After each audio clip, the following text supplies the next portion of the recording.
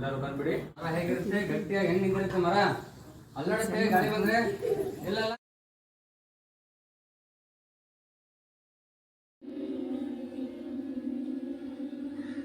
ಶಬ್ಬಾಸ್, very good.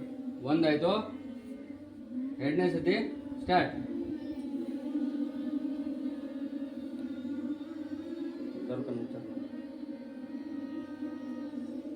ಹಾ 3. ಕಣ್ಬಿಡ್ಬೇಡ. ಎರಡು ಕೈಗಳನ್ನ ಕಾಲಿಗೆ ಹಿಡಿಬೇಕು. ಕೂತ್ಕೊಳ್ರಿ, ಕಾಣಿಸ್ತದೆ.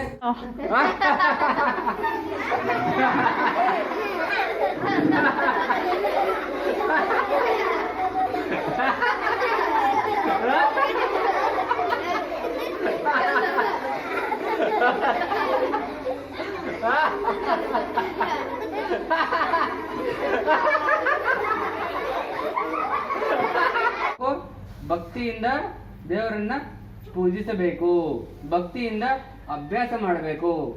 ಭಕ್ತಿಯಿಂದ ಒಳ್ಳೆ ಅಭ್ಯಾಸ ಮಾಡಿ ನಿಮ್ಮ ಗುರು ಹಿರಿಯರಿಗೆ ಮತ್ತು ನಿಮ್ಮ ತಂದೆ ತಾಯಿಗಳಿಗೆ ಹಾಗೂ ಸಮಾಜಕ್ಕೆ ಒಳ್ಳೆ ಹೆಸರು ತರಬೇಕು ಅಲ್ವಾ?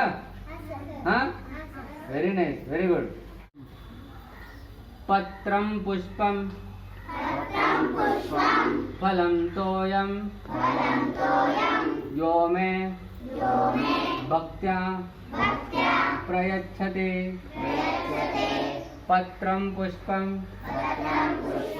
ಫಲಂ ತೋಯಂ ಯೋ ಮೇ ಭಕ್ತ್ಯಾ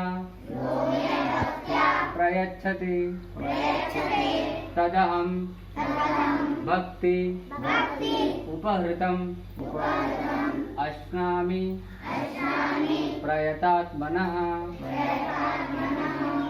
ಸ್ಟಾಪ್. ಆಮೇಲೆ ಕೊಡ್ತಾರೆ ಅವರು, ನೀವು ಓದಕ್ಕೆ ಟ್ರೈ ಮಾಡಬೇಕು. ಓದೋದನ್ನು ಬಿಟ್ಟು ನೀವು ವಾಸನೆ ಬಂತಂತೇಳಿ ಓಡ್ ಹೋಗಂಗಿಲ್ಲ. ಯಾರೋ ಕರೆದ್ರು ಅಂತೇಳಿ ಓಡ್ ಹೋಗಂಗಿಲ್ಲ.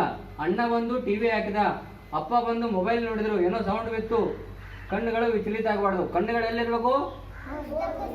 ಶಬ್ಬಾಸ್ ಅಲ್ವಾ?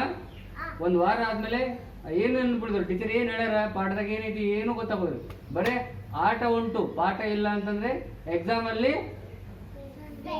ಹೌದಿನ ಕಡ್ಡಿ ಹೆಂಗೆ ಫೇಲ್, ಬುದ್ಧಿ ಬರ್ತದೆ. ಎಕ್ಸಾಮ್ ಅಲ್ಲಿ ಹಿಂಗಾಗ್ಬೇಕಂದ್ರೆ ಏನು ಮಾಡ್ಬೇಕು ನಾವು? ಓದ್ಬೇಕು. ಓದಿದ್ದನ್ನ ಮತ್ತೆ ಮತ್ತೆ, ದ್ಯಾಟ್ ಈಸ್ ಗುಡ್ ಫಾರ್ಮುಲಾ. ಓದಿದ್ದನ್ನ ಮತ್ತೆ ಮತ್ತೆ ಓದ್